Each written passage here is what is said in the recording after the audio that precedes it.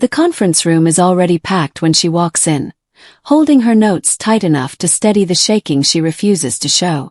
A manager barely looks up. "You're late," he murmurs, not as a fact, more like a judgment. She swallows. "I'm prepared," she replies, though her voice wavers at the edges. She steps to the front. The screen glows behind her. For a moment, she believes she can still pull this off. Then it happens, soft, sharp, merciless. Tiny snap. Her breath catches. Eyes flick toward her, then dart away, pretending not to see the wardrobe mishap she feels instantly. The silence that follows is worse than laughter. It's the silence that says she's already been dismissed. She pushes on anyway, forcing her words into order, until a calm voice cuts through the tension from the far end of the table. "Wait. Can we stop ignoring her work? Look at her data. That's what matters." Heads turn. Her heartbeat stumbles. No one ever steps in. Not here. Who is this man? And why does he see what everyone else chooses to avoid? 4 more gripping stories like this. Hit subscribe and support Canada's Heartfelt Tales. Your click keeps these powerful narratives alive. The moment her voice steadies after that unexpected interruption, the air in the conference room shifts again. Subtle but unmistakable. People sit a little straighter.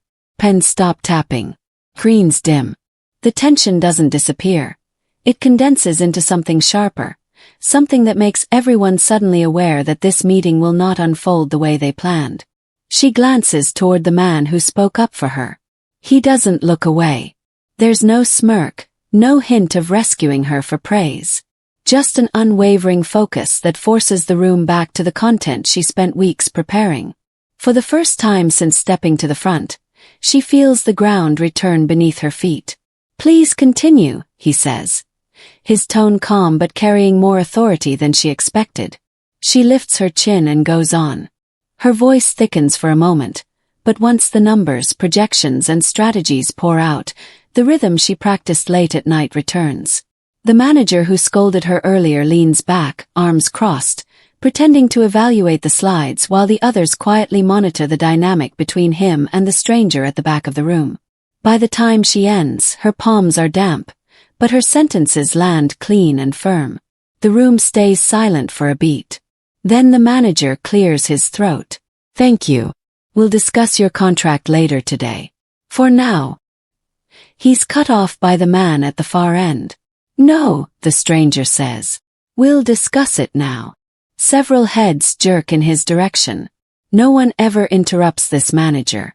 Yet the stranger sits there, relaxed, almost bored, as if challenging the hierarchy is nothing new to him. The manager forces a thin smile. "I'm not sure that's necessary." "It is," the man replies. "Because how you speak to people under pressure says more about your leadership than any performance review." A quiet gasp escapes someone near the door. The manager's face stiffens. "We're not here to audit politeness," the manager snaps. "No," the man agrees. "We're here to evaluate character." She stands there frozen, unsure whether she should stay or leave. Her heart beats against her ribs in a steady, anxious pulse. She knows she should feel relieved, but she feels exposed instead, caught between gratitude and fear of retaliation. The meeting disperses quickly after that, several people lingering just long enough to pretend they weren't watching the confrontation. But she feels their glances, their whispers, their calculations. In offices like this, loyalty bends toward power, and no one knows yet who truly holds it. Later that afternoon, when she receives the abrupt summons to the manager's office, dread curls through her. She walks there slowly, each step echoing the memory of the morning's humiliation. Inside, the manager sits with the rigid posture of a man preparing to discipline someone he believes is beneath him. "Close the door," he orders. She does. His words are smooth, practiced, cold. "This morning was inconvenient. Your reaction was unprofessional, and regardless of who defended you, we cannot ignore." A soft knock interrupts him. The door opens before he gives permission. The same quiet man from the meeting steps inside. The manager jolts to his feet. "I didn't expect." "I'm sure you didn't," the man replies, closing the door behind him. She watches, stunned, as the stranger walks deeper into the office with the casual confidence of someone who isn't afraid of consequences. "I'd like to join this conversation," he says. The manager hesitates. "I'm not sure that's appropriate." The man's expression doesn't change. "I am." The tension thickens. The manager's voice trembles, just slightly. "May I ask why you're inserting yourself into this matter?" "For the same reason I've inserted myself into every meeting this month," he answers. "To see how leaders in this company treat the people who rely on them." The manager's mouth opens, then closes again. What follows is a quiet, devastating exchange, one in which the stranger doesn't shout, doesn't threaten, doesn't insult, yet dismantles the manager's excuses with a calm clarity that leaves no space for defense. He exposes every flaw in the morning's behavior, every moment of unnecessary severity, every sign of prejudice disguised as professionalism.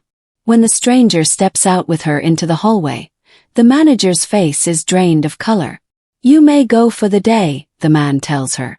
"Your position is not at risk." She nods, unable to trust her voice, and walks to the elevators with trembling hands. But the next morning reveals the truth she never imagined. Company-wide meeting is called. Mandatory attendance. Executives included. When she arrives, every chair faces the front where the stranger stands. Not at the back, not among the employees, but in the center of the room like someone returning to his rightful place. "My name," he begins, "is Daniel Harper, founder and chief executive officer." The room erupts in stunned whispers. She feels her breath falter. He continues, recounting his undercover evaluation, his disappointment in the culture, and, most shockingly, the incident involving her. He doesn't humiliate her or recount details, but he makes it clear. The behavior toward her was unacceptable, and the manager responsible will face consequences. Gasps ripple through the hall when Daniel announces, effective immediately, Martin Hale will be suspended pending investigation for discriminatory conduct and abuse of authority. Martin, the manager who humiliated her, stands up sharply, face flushed. "This is outrageous." Daniel turns toward him, voice steady. "What's outrageous is mistaking dominance for leadership." Security steps forward. Martin's outrage collapses into a desperate sputter as he's escorted out. His downfall public, irreversible, and entirely earned. For the first time, she feels a quiet satisfaction bloom in her chest. But the story doesn't end here. Weeks later, while she works on the culture initiative Daniel placed her on, the company's climate shifts. Small improvements at first. More honesty, less fear, better communication. Her presence in leadership meetings unsettles a few, inspires others, but she holds her ground. Daniel watches proudly from a distance, never overstepping, offering support without claiming credit. And privately, the two of them build an unspoken connection built on trust, respect, and shared values. Not romance forced by circumstance, but something slow, warm, steady. Yet the final turning point arrives unexpectedly. Martin returns for his disciplinary hearing. He walks through the building with defiance, muttering that no real evidence exists. Several employees shrink as he passes. Old habits resurface. Fear flickers. She sits outside the hearing room, waiting to give her account. Daniel joins her quietly. "You don't have to testify," he tells her. She shakes her head. "Yes, I do. Not for revenge, for closure." Inside, the board listens to every detail. The silence during her mishap, the manager's hostility, the attempt to discipline her afterward, the subtle bias she endured throughout her contract. At last, the board announces their decision. Permanent termination. No severance. No reinstatement. No appeal. Martin's face contorts with disbelief. "You're ruining my career," Daniel replies. "You ruined it yourself the moment you decided only certain people deserved dignity." Security escorts Martin out again, this time for good. Employees watch, relieved, vindicated, inspired. The culture is already changing. She steps outside after the hearing, Daniel following. You spoke clearly, he tells her. You stood tall. I finally felt like I belonged, she says softly. You always did, he answers. They just didn't see it. The building behind them glows with evening light, a place reborn, shaped by truth, courage, and consequence. And as she walks forward, she no longer feels like a temporary voice in a temporary job. She feels permanent because she earned it. And because someone with real power chose to see her humanity when others chose to look away. But the story isn't done yet. Because the price Martin pays is only the beginning of what unfolds next. In the weeks that followed the hearing, she moved through the building with a steadiness she once envied in others. It wasn't confidence built from praise or promotion. It was something quieter, something earned. People greeted her differently now. Not because of her new role, but because they had seen her stand in the open without bending. And she carried that truth with her, a reminder of the moment she chose to speak for herself instead of shrinking away. Daniel noticed the shift too. Not in the reports she submitted or the meetings she led, but in the way she held her space. One afternoon, as they passed by the glass corridor overlooking the city, he said, "This place feels different because you were willing to name what others ignored." She didn't answer right away. She didn't need to. The city's reflection on the glass said enough.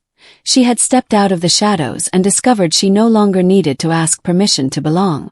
By the end of the quarter, the company's culture report showed unmistakable change.